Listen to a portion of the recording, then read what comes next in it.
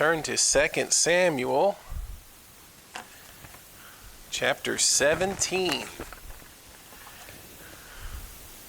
The preacher pals are waiting with bated breath to hear what's happening to David. What happens next? Well, in chapter 16, we continued on with the story of Absalom and David. He's been a major character here the last couple lessons. And at the end of chapter 16, we have kind of reached a point of no return. Absalom heeds the advice of Ahithophel, who recommends that David go in, or that Absalom go in and take his father's concubines and lie with them, make an open show of it. And that's basically, like I said, that's the point of no return. It was a decision. It was an act that would have been so vile, so troubling, so disgusting that there's no going back after that. There's no hope of reconciliation. This is an act that's going to divide Israel where your loyalties are. There are going to be some that are going to be happy to see, that this is like the death of David, right? This is going to be the end of David in Jerusalem. The only thing that he left behind was his concubines, and now even they belong to Absalom, and now everybody's ready to move forward to him. Others are going to think, okay, that's too far. That's way too far. And so the act is, it's going to split people. It's going to mark a point of no return. And after those events, David and Absalom and their followers are going to be on a bit of a collision course. Now tonight, we're going to see further advice given to Absalom by Ahithophel, and yet we're going to be reintroduced to our friend Hushai, or David's friend Hushai, who, remember, had been sent back by David to thwart the counsel of Ahithophel. David wanted to have someone on the inside, someone that could trouble or frustrate the counsel of Ahithophel. And that's what we're going to see tonight. Advice for Absalom. Chapter 17 and verse number 1. Number 1, Ahithophel's advice. Okay, number 1, Ahithophel's advice. Verse 1 of chapter 17, it says, "Moreover, Ahithophel said unto Absalom, Let me now choose out 12,000 men, and I will arise and pursue after David this night. And I will come upon him while he is weary and weak-handed, and will make him afraid. And all the people that are with him shall flee, and I will smite the king only. And I will bring back all the people unto thee, the man whom thou seekest, as if all returned. So all the people shall be in peace." Ahithophel wants Absalom to pounce right away. So his advice to Absalom is, tonight, you let me grab 12,000 men. You let me take some of your loyal followers. You let me take as many men as I can gather, and I want to pursue after him this night. He's weak. He's on the run. He hasn't had time to strategize. He hasn't had time to plan. He hasn't had time to plot. He's weak-handed. He's weak-minded. He's on the run. He's trying to find a place. While he's in this precarious position, we got to pounce. We got to go after him right away. Because if we can, if you give me a large enough crew, give me enough men, let me pursue after him right away, everybody will be afraid. And the people will scatter from him, and we can kill him right there. And we can end this. It can be all over, right? The people will flee from David when they see that he's outnumbered. When people see that David is weak, people are going to scatter. People are going to be afraid. They're going to leave. He'll be vulnerable. We'll kill him. And then it's over, right? Once we kill David, it's kind of like that, cut the head off the snake, right? If we get rid of David, everything will work out. The people will return to you. You'll have the loyalty of the people. The people will be at peace. If we get rid of David, it'll be over. That's Ahithophel's advice. Strike quickly, strike strategically, specifically get David. Let's do it tonight. Let's do it as quickly as possible. It's not bad advice, is it? It's pretty good advice. There are some things that are mentioned in there or thought in there that are true. David is still in a weird spot emotionally and mentally.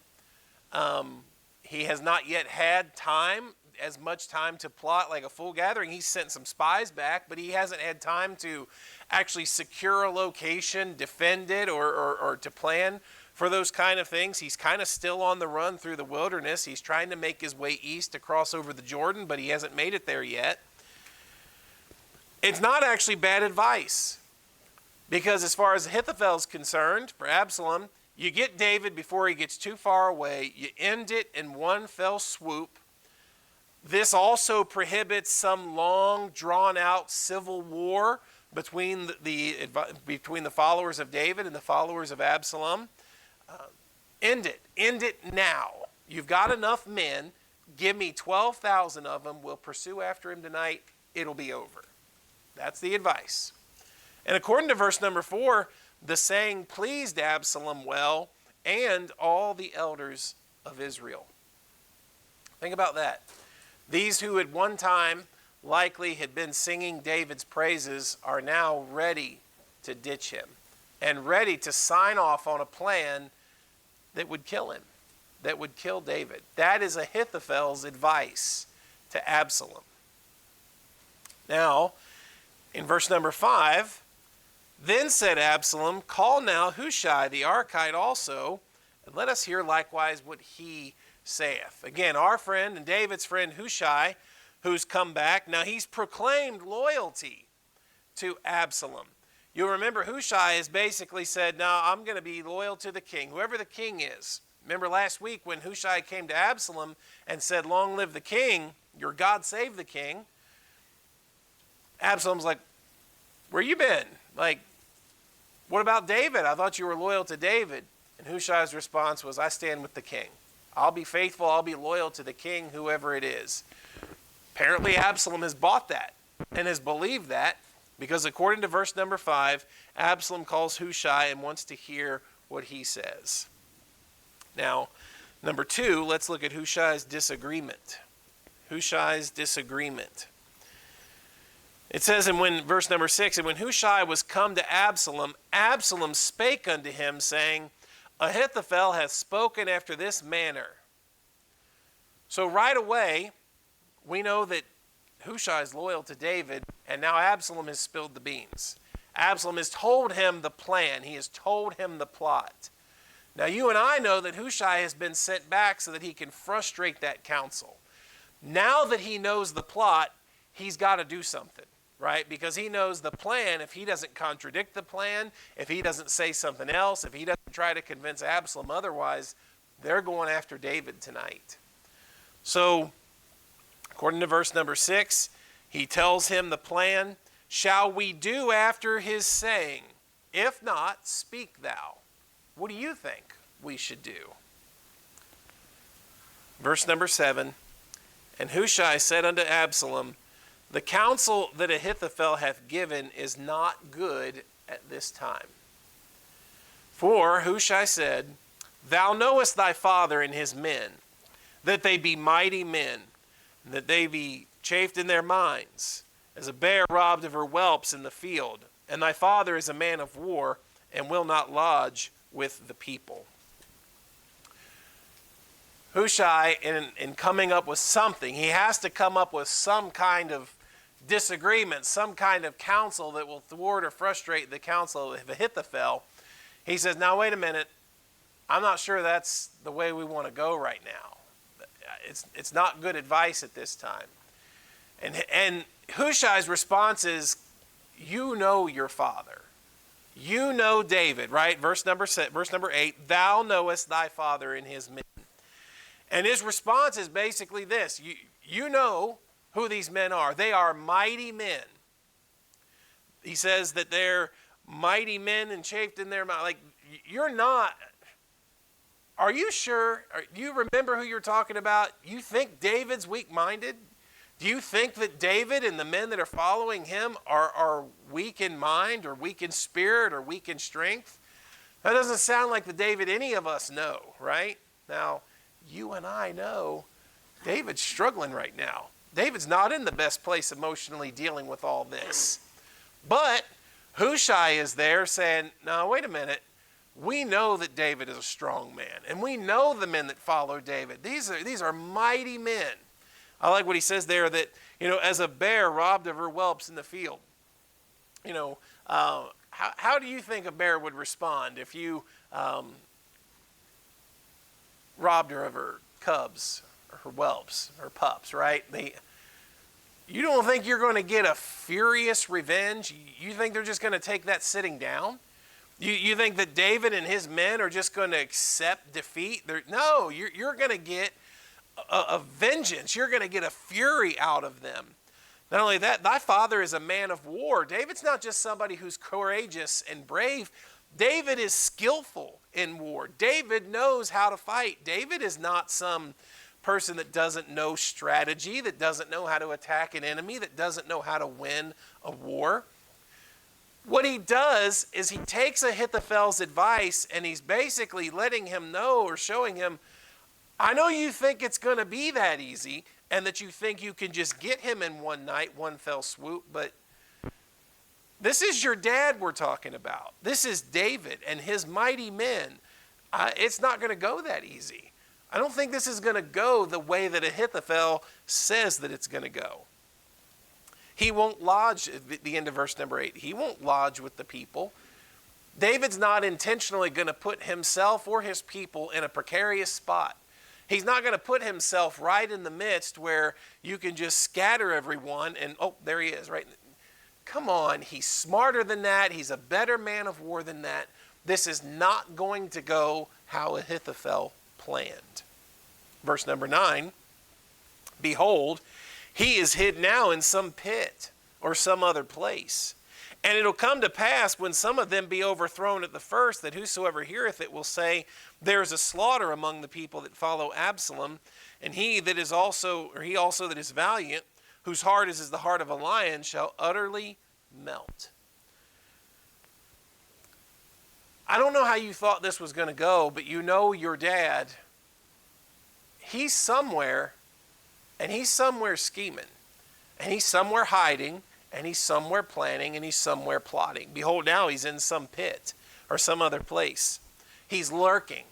He's waiting for you to attack so that he can ambush you. That's how Hushai presents this case. He wants you to attack. He's lurking. He's hiding off in a pit somewhere. He's anxious for you to attack because he's going to. And what's going to happen is that your people are going to get massacred.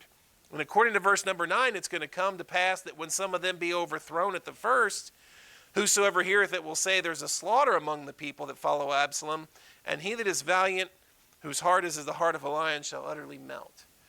Here's what's going to happen. You're going to come upon him, and he's going to come out of his hiding place, and he's going to come out of his ambush, and he's going to get you. And a bunch of your people are going to be killed. And once word spreads of that David's back up, and once word spreads that David got a quick victory over you, there went everyone's confidence. There went everyone's, belief and hope that it could be over that quickly. And those that right now may support you, and those that, according to verse number 10, that are valiant and whose heart is as the heart of a lion, that's it. That's gone. Their hearts are going to utterly melt. If you go forward and you try a sneak attack, a quick launch, David's going to catch you. And then what are you going to do? You lose right off the bat. You lose such a quick battle right at the beginning. You're going to totally give it over, right? These are men that are strategizing, right? These are men that are giving counsel. Ahithophel's is, do it, take some men. Let me take 12,000 men. Let's do it tonight. We can get him. It can all be over. Hushai's advice is, that's not a good plan. You know how David is. David's a great man of war. This is probably exactly what he wants you to do. He's hiding in a pit somewhere. He's going to massacre the first round that comes. And then the next wave is going to be so discouraged, their hearts are going to melt. So, according to verse number 10, all Israel knoweth that thy father is a mighty man, and they which be with him are valiant men. Don't think that you're going to have it so easy. That's Hushai's first counsel. Ahithophel, you made this sound like it's easy and going to be over tonight. No, that's not how. We all know that your dad is not some pushover that you're going to get in one night. So, what is his advice? His advice is verse 11. Therefore I counsel that all Israel be generally gathered unto thee, from Dan even to Beersheba, as the sand that is by the sea for the multitude, and that thou go to battle in thine own person. So shall we come upon him in some place where he shall be found. We will light upon him as the dew falleth on the ground, and of him and of all the men that are with him there shall not be left so much as one. What is Hushai's advice? If you want to get David, here's what you got to do. You got to amass an army. And you've got to get men, according to verse number 11, you gather all the men of Israel that you can gather, from Dan to Beersheba, as the sand that is by the sea for multitude. Now, what does that mean? That means go get a big army, right? Get as many men as you can find. What else does that mean? This is going to take a little time to put together. What is Hushai doing here? He's buying David some time, right? That is all that this is. The plan, obviously Hushai does not want David to be defeated, but this plan is to thwart or frustrate the counsel of Ahithophel. Ahithophel's is go now, get him now. No. Let's get an army. Let's get men from Dan even to Beersheba before we put this plot into motion. It's just trying to buy him some time. It's buying David a little bit of wiggle room, giving him time to get away so that he can strategize, so that he can gather his men and his followers and prepare a proper defense and proper battle. Listen, this is coming to a head. Hushai knows that. He's got to buy David some time. So his suggestion is twofold. Get everybody together, and then also, according to verse number 11, and that thou go to battle in thine own person. Kind of flatters Absalom a little bit. You don't want Ahithophel was like, let me take 12,000 men, we'll scatter them and I'll get them in one night. And Hushai's advice is, no, you don't want to do that. You want to go. You want to take charge of this thing. You want to be the one that leads this army into battle, right? You don't want Ahithophel to get all the credit for this. Verse 11, thou go to battle in thine own person. You go to the forefront, right? You be the face of this operation. Flattery, right? He appeals to Absalom's sense of vanity. You have to be careful with flattery, right? The Bible talks about that in some different places. In Proverbs chapter 26. Good counsel here, good wise words to just be careful about flattery. Be careful about using flattery. Be careful about people that flatter. According to Proverbs 26 and verse 28, it says, a lying tongue hateth those that are afflicted by it, and a flattering mouth worketh ruin. That's exact. See, Hushai's doing it intentionally. That he is intentionally trying to ruin the plot and the plan of Absalom and Ahithophel here. In Proverbs 29 and verse 5, Proverbs 29 verse 5, it says, a man that flattereth his neighbor spreadeth a net for his feet. He's setting a trap, right? You got to be careful with that. Romans chapter 16.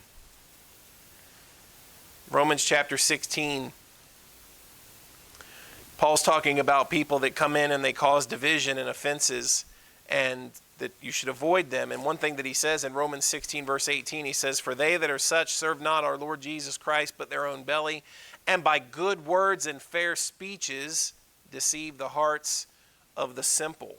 Flattery is a very good tactic to use against naive people. It works, right? It works in churches. It works at work. It works everywhere. Men have recognized that. Naive people are prone and susceptible to flattery. And Hushai does that. No. Let's get us an army together. We're going to get men from Dan to Beersheba, and you're going to lead the charge. You're going to go in your own person. Not Ahithophel. We'll find him. He says, like dew covers the ground, because that's what happens, right? When dew comes, it just, you wake up in the morning, the whole ground is saturated. And Hushai presents this scenario where if you get enough men, you just line us all up and you just let us cover. And it doesn't matter where he is, and it doesn't matter if he's hiding, and it doesn't matter what he's plotting. If you mass enough of us and you send us out, we'll overwhelm them. We can absolutely overwhelm them no matter where they are. And according to verse number 12, they're with him, there shall not be one, be not left so much as one. Verse 13, moreover, if he got into a city, then shall all Israel bring ropes to that city, and we will draw it into the river until there be not one small stone found there. If he's found a city of refuge that he thinks he can defend, we'll have enough people to just overwhelm it, and there won't be one stone left upon it. Wait. His advice is not good right now. We need to wait until we can amass a much larger army. You know your dad. Are you sure 12,000 will be enough? Let's just wait, get as many men as we can, then we proceed.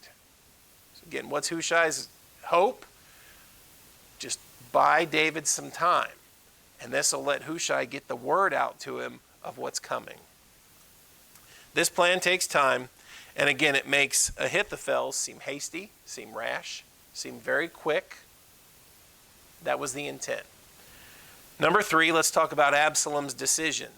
Absalom's decision. Verse number 14, it says, then Absalom and all the men of Israel said, the counsel of Hushai the Archite is better than the counsel of Ahithophel.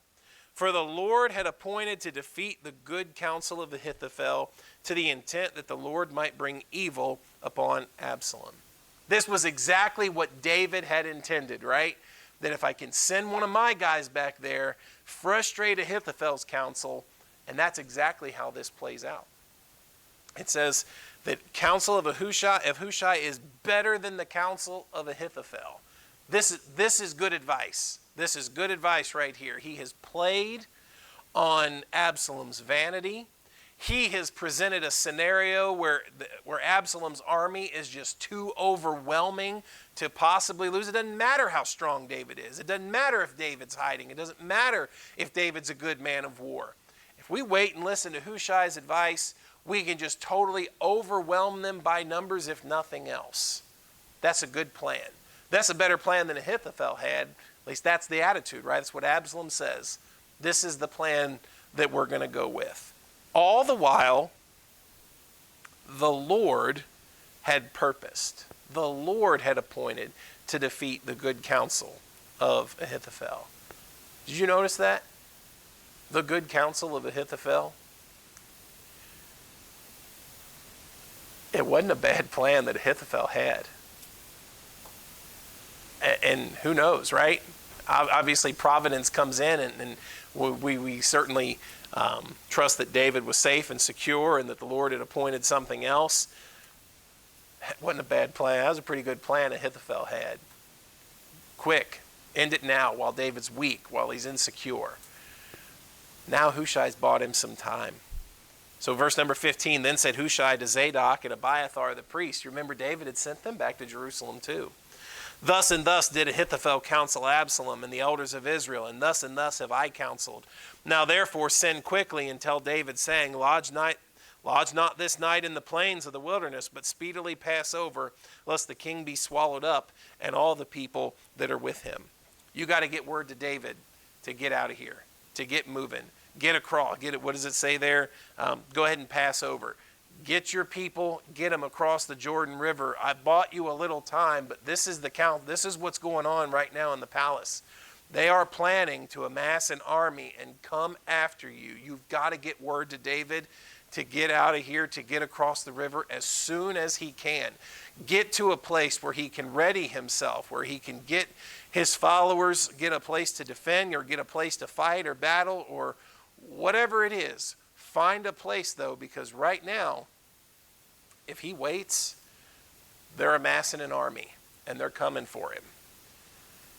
Verse number 17, Jonathan and Ahimaaz stayed by in Rogel, for they might not be seen to come into the city. And a wench went and told them, and they went and told King David. Nevertheless, a lad saw them and told Absalom. So here you got these young men, these sons here of Zadok and Abiathar, and they're getting out of the city to try and get word to David. They're trying to do so secretly, of course. They're trying to do so undercover. Somebody saw them, according to verse number 18, and brings that word back to Absalom. But they went both of them away quickly.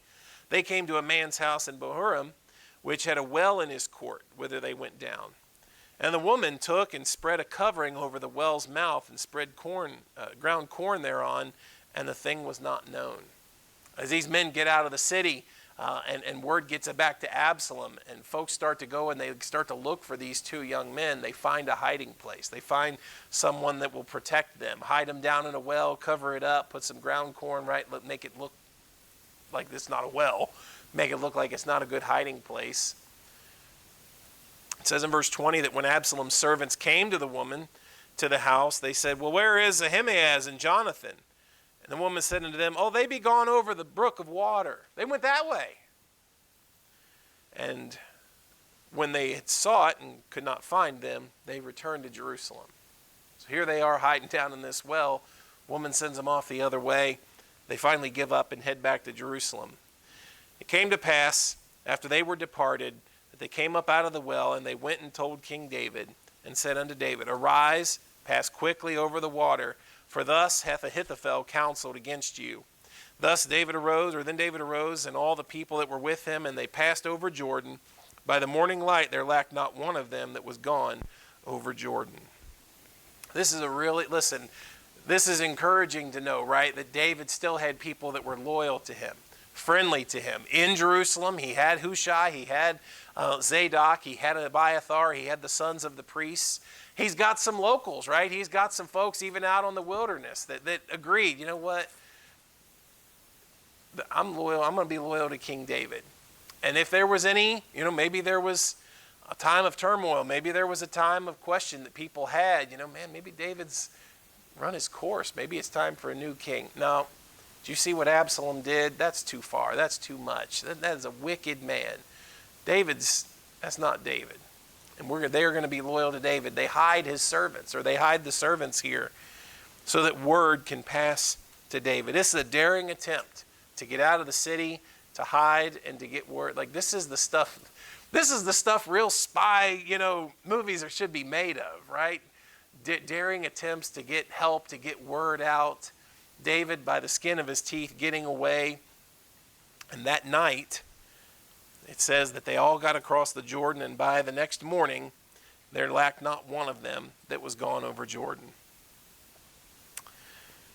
And then verse 23 says that when Ahithophel saw that his counsel was not followed, he saddled his ass and arose and gat him home to his house, to his city, and put his household in order, and hanged himself and died, and was buried in the sepulchre of his father. Ahithophel committed suicide. Now, there's differences of opinion here. I don't know that he just felt sorry for himself because his counsel wasn't followed. That could be one. There's also a very real possibility that Ahithophel realizes and recognizes, you blew your shot.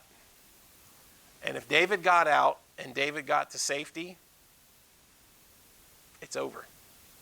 Somehow or another, David's going to get out of this. And David is going to win. And if David wins, guess what? Ahithophel's a traitor.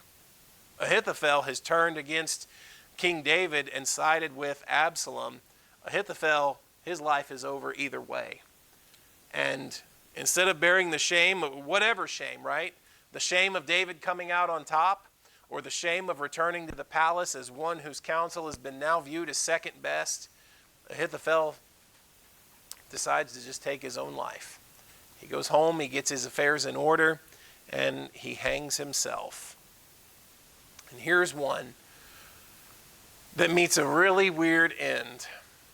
This one that the Bible, Ahithophel comes on and passes off the scene just within a couple of chapters of Scripture. In such a short time, you learn that here is a man whose counsel was viewed as so wise, so trustworthy, so reliable.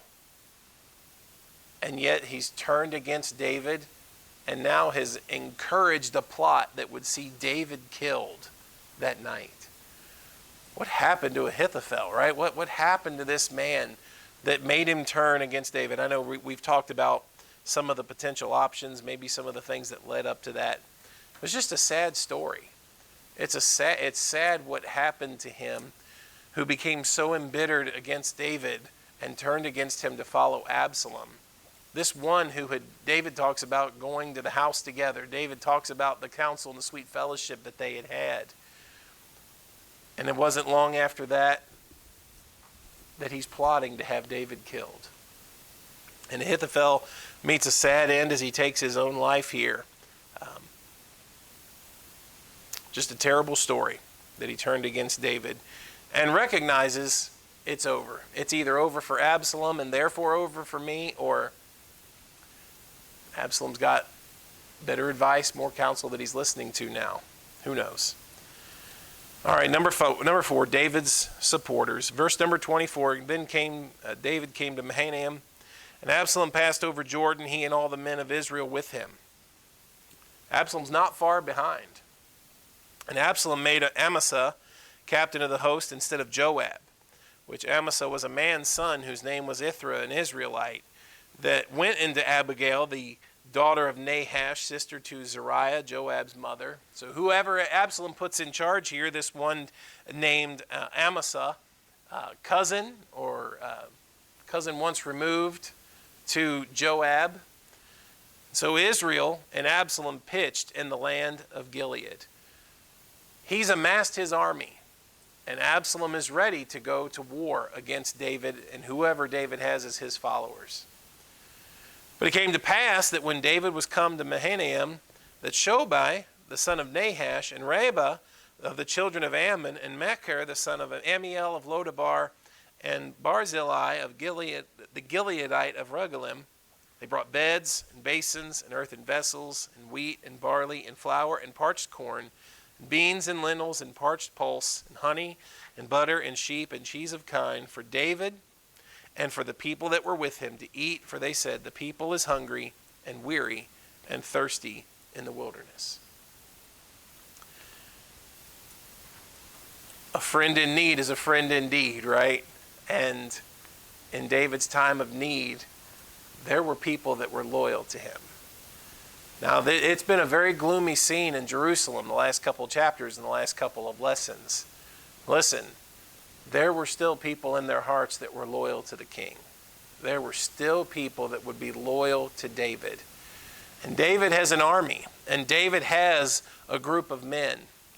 And what has happened here in our chapter is that not much, but David's plot to send Hushai back to frustrate Ahithophel has at least bought David a little bit of time to get to safety, to regroup, to get out of the emotional turmoil of the moment, right? To get level-headed, to get a plan together. And in chapter number 18, what we'll get to next time, it comes to a head. Now listen, it was always coming, because regardless of which plan Absalom went with, this ended in an army pursuing after David. But David was able to get away. And David was able to regroup, get some help, get some followers. And because of the plan of Hushai, because of the counsel that Absalom listened to, David had a little bit of wiggle room, had a little bit of time. Now, according to verse number 14, it says that the Lord had appointed to defeat the good counsel of Ahithophel, to the intent that the Lord might bring evil upon Absalom. That reminds us that however wise Ahithophel's advice was, however great his counsel might be, There's no counsel that stands against the Lord. There's nothing that even the wisest among us, the greatest schemer, the greatest plotter, the best strategy in the world, it doesn't compare. It can't compare. If you stand against the Lord, according to the scriptures, just a couple of them, and it's amazing that maybe someone like Solomon could write these words after hearing maybe some of these lessons from his father. In Proverbs 21 verse 30, he said, "There is no wisdom, nor understanding, nor counsel against the Lord." You don't think that maybe Solomon learned that somewhere? You don't think that David didn't? How many times have we talked about it? That David, whether it was Saul plotting against him, or now Absalom and Ahithophel plotting against him, how many times has the Lord secured and the Lord saved and spared David? How many times had David learned by experience that there is no counsel, there's no wisdom or understanding or counsel against the Lord? We don't have episodes quite like this in the life of Solomon. He learned this from somewhere. Proverbs 19, verse 21. "There are many devices in a man's heart. Nevertheless, the counsel of the Lord, that shall stand." It's always right and proper to heed the advice and counsel of the Lord, much, much more than the counsel of men. We're thankful that we have that, right? We're thankful that we have God's word with us. We have the wisdom of the Lord. We have his word with us all the time. Listen to it. Let's read it. Let's heed the advice, the counsel that the Lord has given us in his word. Men have plots. Men have counsels. Men have schemes. Men have ideas. And every once in a while you run into someone whose advice just seems to be like Ahithophel, right? Man, this is a can't lose plan. This guy's always got such good advice. He's always got the best ideas. How could anything possibly go wrong? If the Lord has purposed to do evil to Absalom, if the Lord has purposed to thwart the counsel of Ahithophel, it didn't matter what he was going to say that night, right? The Lord could use Hushai to bring another word and to change Absalom's mind, okay? Trust the Lord, okay? It's so much better to trust God and his word than the advice and the counsels of men. There is no plotting against the Lord, right? I get it. Ahithophel was embittered, and he had what he thought was a very, very strategic plan. And according to what we would look at worldly, it was a better plan than Absalom ended up going with. The plan he ended up going with just bought David the time he needed to get to safety and regroup. But you can't plot against the Lord. There is no counsel that overrules or overrides his. All right? Well, next time, chapter 18, David's got his men, Absalom's got his men, and it comes to a head. All right? We'll get there next week. Father, we're thankful to come tonight.